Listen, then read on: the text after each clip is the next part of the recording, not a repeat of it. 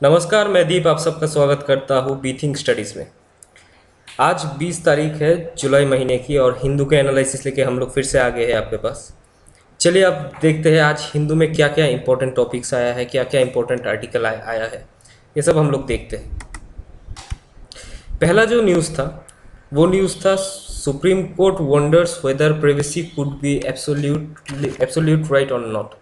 That means कल हम लोग देखे थे कि सुप्रीम कोर्ट ने एक पिटीशन उन्होंने फाइल किया था कि जो आधार कार्ड है वो हम लोग फंडामेंटल राइट्स आर्टिकल नंबर 21 के दौरान राइट टू प्रिवेसी को डिस्टर्ब करता है, राइट टू प्रिवेसी को हैम्पर करता है। तो इसके ऊपर ही आज का ये न्यूज़ है क्योंकि सुप्रीम कोर्ट कल राय दिया है कि राइट टू प्रिवेसी जो है वो एब्सोल्यूट राइट नहीं है, उसको एब्सोल्यूट राइट हम लोग पकड़ नहीं पाएंगे। ठीक है, क्योंकि राइट टू प्रिवेसी जो वर्ड है वो बहुत एमोरफस है, मतलब बहुत ही बड़ा कॉन्सेप्ट है, उसको परफेक्ट कोई डेफिनेशन नहीं है। वहाँ का सुप्रीम कोर्ट का जो जज है चंद्रचूड़, उन्होंने क्वेश्चन पूछा है पिटिशनर से कि आप ये जो एब्सोल्यूट राइट है या फिर राइट टू प्राइवेसी है एब्सोल्यूट राइट के अंदर में, उसको कैसे डिफाइन करोगे, कैसे इसको और एलाबोरेट वे में बताओगे और कौन सा एस्पेक्ट ये पकड़ेगा। तो ये बहुत बड़ा एस्पेक्ट है, इसलिए बोला है right to privacy is not an absolute right.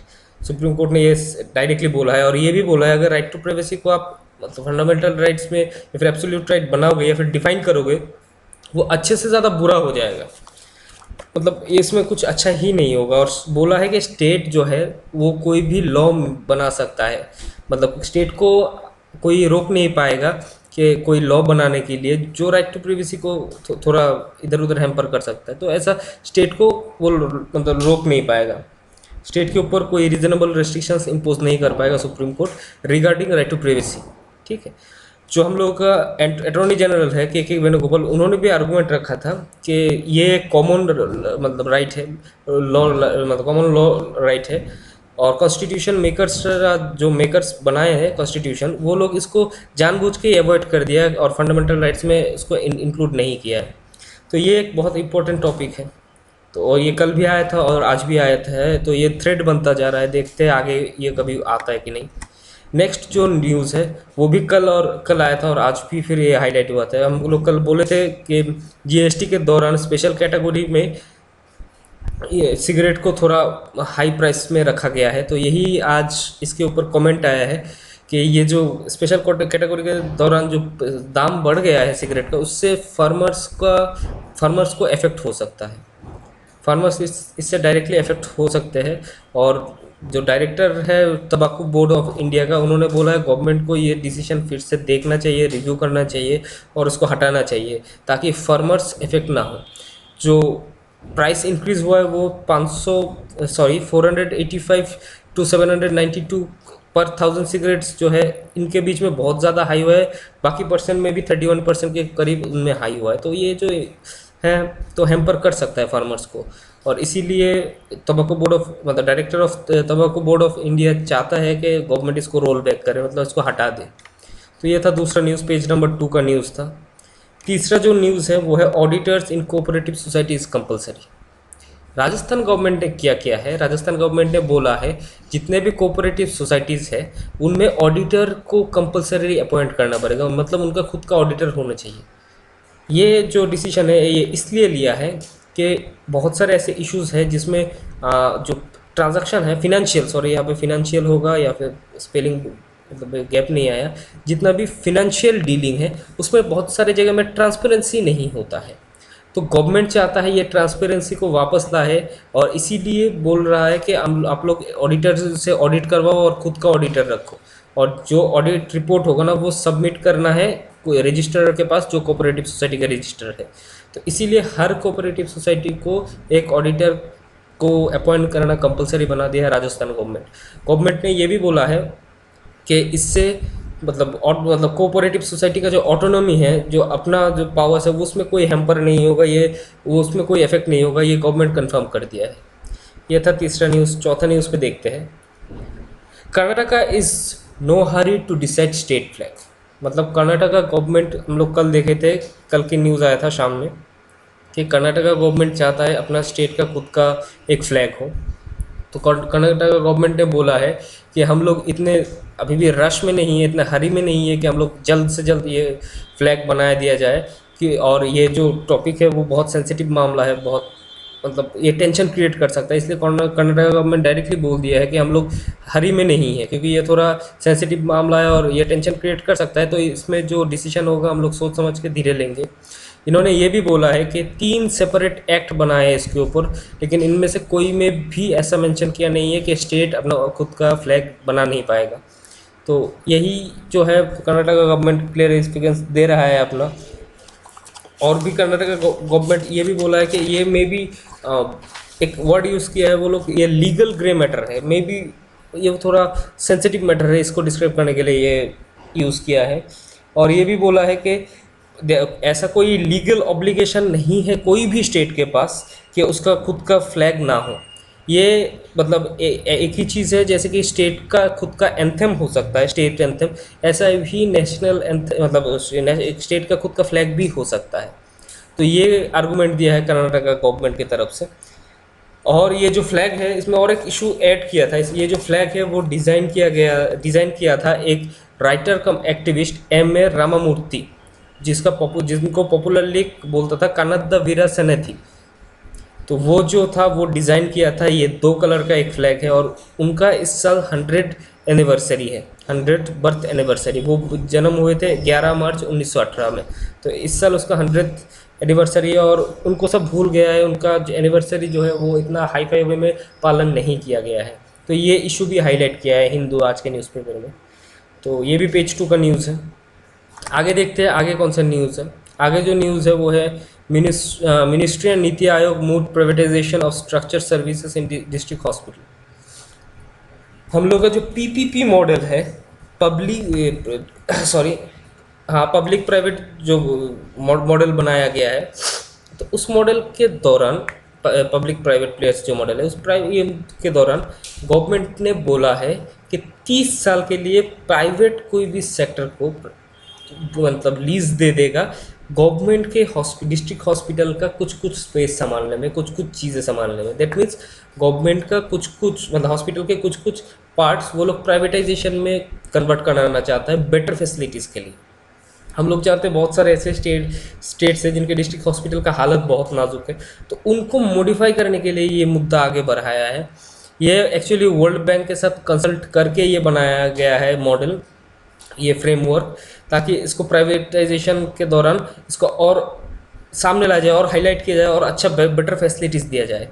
तो ये जो है वो गवर्नमेंट वर्ल्ड बैंक के साथ पार्टनर मतलब वर्ल्ड बैंक के कंसल्टेशन के साथ मिलके ये बोला है कि सिंगल प्राइवेट एंटिटी या फिर इक्वलाइज एंटिटी को ही वो लोग बिड में बैठने के लिए मौका देगा। दैट मीन्स उन लोगों को बोली लगाने का मौका देगा जो सिंगल मतलब प्राइवेट प्रॉपर्टी है, फिर कॉलेज पे जो भी आएगा सिंगल पार्टनर के हिसाब से वो लोगों को उसमें नीलामी में बैठने की जगह देगा, और हर स्पेस का नीलामी होगा और उसी दौरान के ऊपर उसी के डिपेंड करके वो लोग इसको प्राइवेट में ले जाएगा।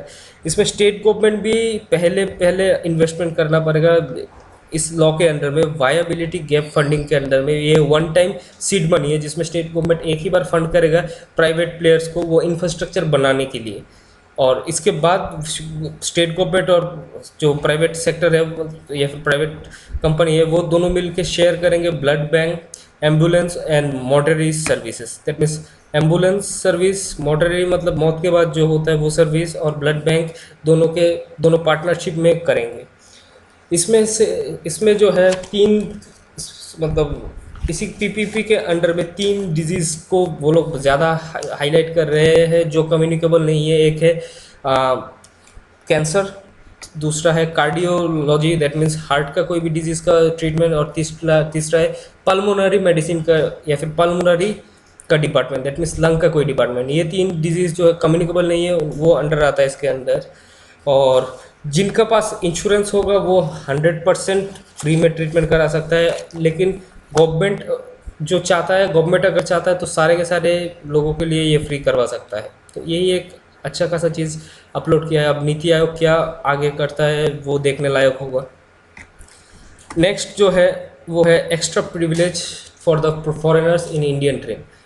जितने भी फॉरेनर्स हैं उनके लिए एक एक्स्ट्रा प्रिविलेज दिया गया है कि वो लोग 1 साल पहले ट्रेन में बुक कर सकते हैं।